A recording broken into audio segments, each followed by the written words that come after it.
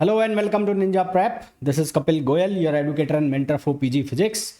तो एक और लेक्चर थर्मोडायनेमिक्स का, एक और लेक्चर पीवाईक्यूज का, एंड होपफुली अभी तक जितने भी लेक्चर्स हुए हैं आपको वो बहुत अच्छे से समझ आ गए होंगे। और अब जैसे जैसे लेक्चर्स में हम आगे बढ़ रहे हैं आपके कॉन्सेप्ट्स भी क्लियर हो रहे होंगे और मेरे क्वेश्चन कराने के पहले ही उसका आंसर भी आपको पता लग जाता होगा, है ना। तो चलिए स्टार्ट करते हैं। तो फर्स्ट क्वेश्चन जो हमें दिया गया है, वॉन डेर वाल इक्वेशन के अंदर क्रिटिकल कॉफिशिएंट का फॉर्मूला हमें पूछा गया है। इसके पहले के लेक्चर में भी मैंने आपको बताया था, फिर बता देता हूँ। हम एक पढ़ते हैं क्रिटिकल वॉल्यूम जिसकी वैल्यू हम लिखते हैं 3b। एक लिखते हैं हम क्रिटिकल टेम्परेचर जिसकी वैल्यू हम लिखते हैं 8a/27 RB। ये वैल्यूज़ भी आप याद रखना, डायरेक्ट पूछा जा सकता है आपसे। और एक हम पढ़ते हैं क्रिटिकल प्रेशर जिसकी हम वैल्यू लिखते हैं 8a/27b², जिसकी वैल्यू हम क्या लिखते हैं a/27b², ये हम वैल्यू लिखते हैं। तो रेशो में निकालना है, तो रेशो जो होता है जिसको हम क्रिटिकल कॉफिशिएंट भी कहते हैं वो किसके बराबर होता है RTC/PCVC।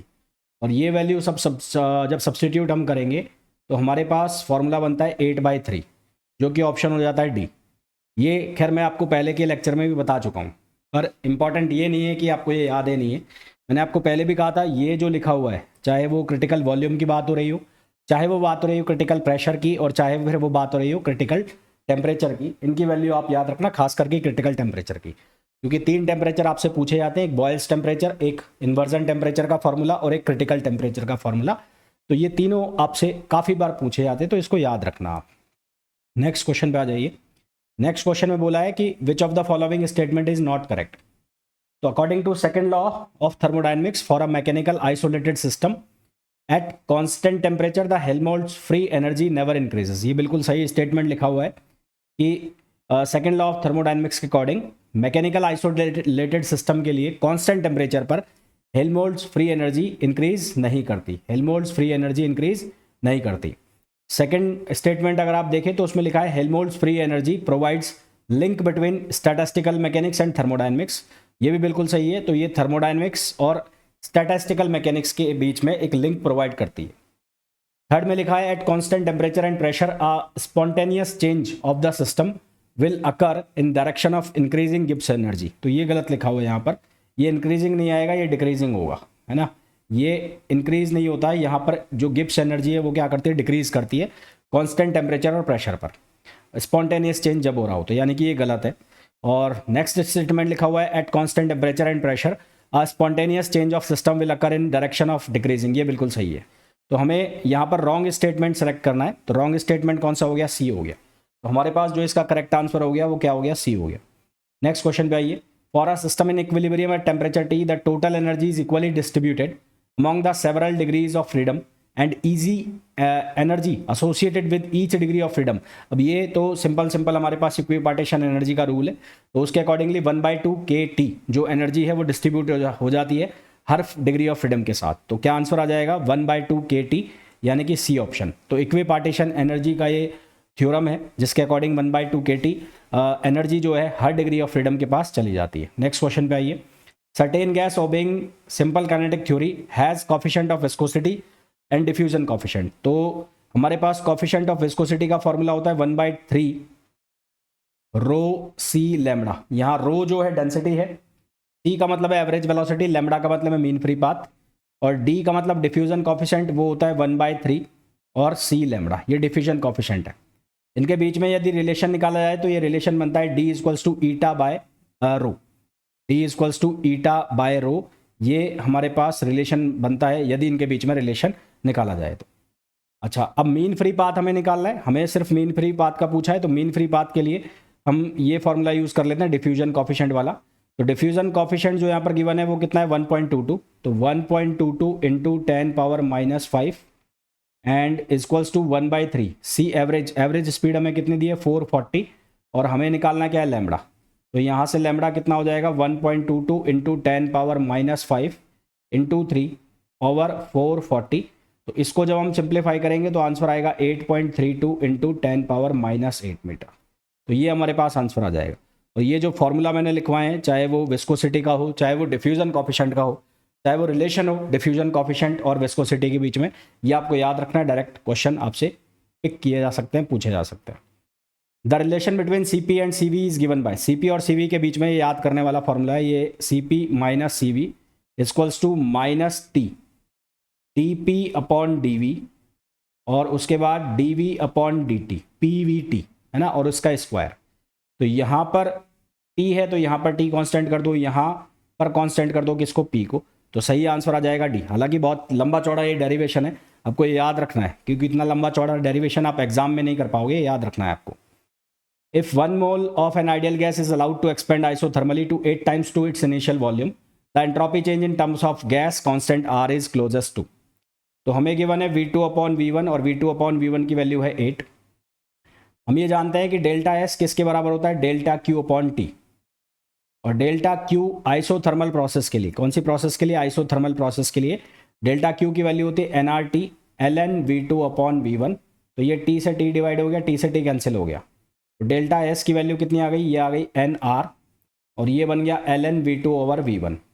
अब N कितना है, 1 मोल है, R की वैल्यू एज इट इज़, और V2 अपॉन V1 ये हमें गिवन है कितना है, ये 8 है, तो यहाँ इसकी वैल्यू हमने 8 रख दी। इसको जब हम सिंप्लीफाई करेंगे तो अप्रॉक्सीमेटली वैल्यू आएगी 2.202 R, जो कि नियरली इक्वल हो गई, नियरली इक्वल हो गई किसके, 2R के। तो सही आंसर हमारे पास क्या आ जाएगा, ऑप्शन ए। नेक्स्ट क्वेश्चन पे आइए। नेक्स्ट क्वेश्चन पे हमें बोला गया है the volume expansion coefficient alpha at constant pressure. तो अल्फा की वैल्यू कांस्टेंट प्रेशर पर होगी 1 upon V, del V upon del T और पी, ये वैल्यू होगी। तो सही आंसर हमारे पास क्या आ जाएगा, ए आ जाएगा। Next question, which of the following statement is incorrect according to the third law of thermodynamics. Third law of thermodynamics के अकॉर्डिंग इनमें से कौन सा स्टेटमेंट गलत है, रॉन्ग है। फर्स्ट है all expansion coefficient tends to be zero as the temperature approaches absolute zero, बिल्कुल सही है। जब टेम्परेचर एब्सोल्यूट जीरो को अप्रोच करेगा तो जितने भी एक्सपेंशन कोफिशिएंट है, चाहे अल्फा है, चाहे बीटा है, चाहे गामा है, सब जीरो हो जाएंगे। दूसरा है जब टेम्परेचर एब्सोल्यूट जीरो को अप्रोच करेगा तो जो सस्पेक्टेबिलिटी है पैरामैग्नेटिक साल्ट की वो इंक्रीज करेगी, तो ये भी सही है। और आइसोथर्मल प्रोसेस की जो भी एंट्रोपी चेंज होगा वो भी क्या हो जाएगा, जीरो हो जाएगा, तो ये भी सही है। तो ये तीनों सही है। इसका मतलब गलत तो चौथा होने वाला है ना, जहाँ पे लिखा है it is not possible to reduce any assembly to the absolute zero of temperature by any process, तो ये गलत है। तो शुरू के 3 स्टेटमेंट सही है। अब ये 3 स्टेटमेंट सही है, इस क्वेश्चन को ऐसे ही पढ़ के मत रह जाना, ये अपने आप में कॉन्सेप्ट बन रहा है कि जब एब्सोल्यूट जीरो की तरफ हम अप्रोच कर रहे हैं तो जितने भी एक्सपेंशन कोफिशिएंट है वो जीरो हो जाते हैं। पैरामैग्नेटिक साल्ट जो है उसकी सस्पेक्टेबिलिटी बढ़ती है। आइसोथर्मल रिवर्सिबल प्रोसेस है, चेंज है उसमें एंट्रोपी में, तो वो क्या हो जाता है, जीरो हो जाता है। तो अपने आप में कॉन्सेप्ट वाली चीज़ें हैं जो कॉन्सेप्ट बना रहे हैं आपके, तो इनको ऐसे पढ़ो मत, सिर्फ मैंने बता दिया आपने पढ़ के बैठ गए, वो नहीं है। इनको अपने नोट्स में भी लिख लो, ये पॉइंट वाले नोट्स हैं, ये काम आएंगे आपके। Next, which of the following set of differential equation characteristics a given hydrostatic system. तो डी यू को तो देखो, डी यू के लिए सब में सेम लिखा हुआ है, T D S minus P D V, T D S minus P D V, T D S minus P D V, T D S minus P D V, यानी कि ये सेट है। एंथैल्पी का लिखा है T D S plus V D P, T D S plus V D P सब में लिखा हुआ है, ये सब में लिखा हुआ है T D S plus V D P, तो 2 पे तो तुम्हें दिमाग लगाना ही नहीं है। बात कर लेते हैं हेल्महोल्ट्ज़ एनर्जी की। तो हेल्महोल्ट्ज़ एनर्जी में जो चेंज है वो हम लिखते हैं minus S D T minus P D V, minus S D T minus P D V. तो minus S D T minus P D V A में नहीं है और सी में नहीं है, तो इसका मतलब यहाँ पर चेक करो और यहाँ पर चेक करो। वो आपको चेक करना है कौन सा, डी जी, गिब्स एनर्जी। तो गिब्स एनर्जी को अगर आप हेल्महोल्ट्ज़ के फॉर्म में लिखते हो तो ऐसे लिखते हो एफ प्लस पी वी। अगर इसका पार्शियल डिफरेंशिएशन करोगे तो ये लिखा जाएगा D F plus P D V और प्लस वी डी पी। अब डी एफ की वैल्यू अगर आप डालते हैं तो ये बनेगा minus S D T minus P D V plus P D V, और ये हो गया plus P D V D P, तो ये कैंसिल आउट हो गया। तो यहाँ से डी जी की वैल्यू हो गई minus S D T plus V D P, minus S D T plus V D P. तो सही आंसर जो हमारे पास आ जाएगा वो आ जाएगा डी। तो डी ऑप्शन हमारे लिए करेक्ट आंसर हो जाएगा। नेक्स्ट क्वेश्चन पे आ जाओ। अगेन वही सेम क्वेश्चन है, हाफ के बी टी है ना, रिपीट में half k B T. The mean free path of an atomic gas obeying Maxwell distribution of velocities. तो मीन फ्री पाथ लैम्बडा की जो वैल्यू हम लिखते हैं वो लिखते हैं 1/√2 पाई सिग्मा स्क्वायर एन, और एन होता है नंबर ऑफ मॉलिक्यूल्स जिसको हम लिखते हैं P/KT। तो यहाँ से ये हमारे पास बन जाता है 1/√2 पाई सिग्मा स्क्वायर पी, और ये बन जाएगा KT। ये जो सिग्मा है ये होता है इफेक्टिव डायमीटर, ये सिग्मा जो है ये होता है इफेक्टिव डायमीटर। तो यहाँ से लैम्बडा प्रोपोर्शनल आ रहा है टी के, lambda is inversely proportional to P. तो हमें पूछा है कि डायरेक्टली प्रोपोर्शनल टू टेम्परेचर, तो मीन फ्री पाथ जो है वो डायरेक्टली प्रोपोर्शनल है टेम्परेचर के, इन्वर्सली प्रोपोर्शनल है, directly proportional to size, directly proportional to density. तो क्या आएगा? Directly proportional to temperature. Next question पे आ जाइए। The coefficient of viscosity and diffusion, तो विस्कोसिटी कॉफिशेंट जो है ईटा, उसकी वैल्यू हमें गिवन है 2.31 इंटू 10⁻⁻6, और डिफ्यूजन कॉफिशेंट जो है उसकी वैल्यू हमें गिवन है 1.78 into 10⁻⁻6। Molecular speed, average speed जो हमें दी है वो दी है 330। तो वही फॉर्मूला यूज़ यहाँ पर करना है। तो हमें डेंसिटी निकालनी है, तो D इक्वल्स टू होता है ईटा अपॉन रो। तो रो की वैल्यू हो जाएगी ईटा अपॉन डी। तो ईटा की वैल्यू है 2.3 इंटू 10⁻⁻6, और डी की वैल्यू कितनी है? 1.78 इंटू 10⁻⁻6। तो इसको सॉल्व हम करेंगे तो यहाँ से डेंसिटी आ जाएगी हमारे पास 1.29।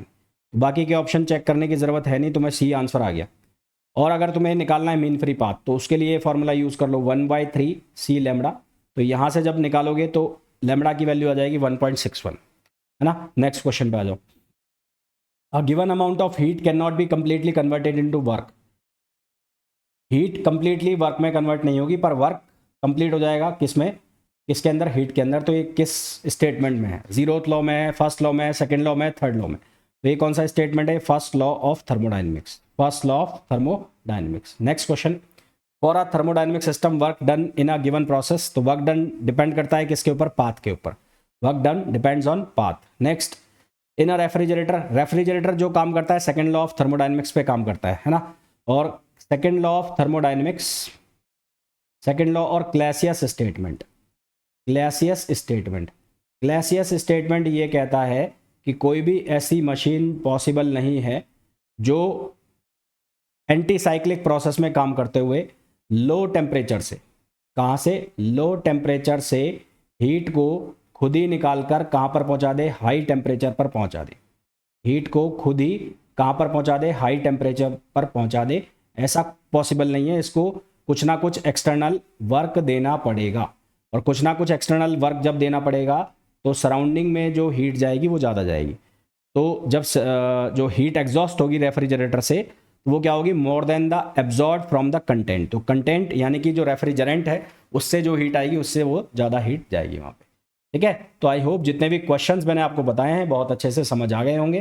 फिर भी आपको कोई डाउट है तो आप पूछ सकते हैं। मिलते हैं नेक्स्ट वीडियो में। Till then thank you, bye bye.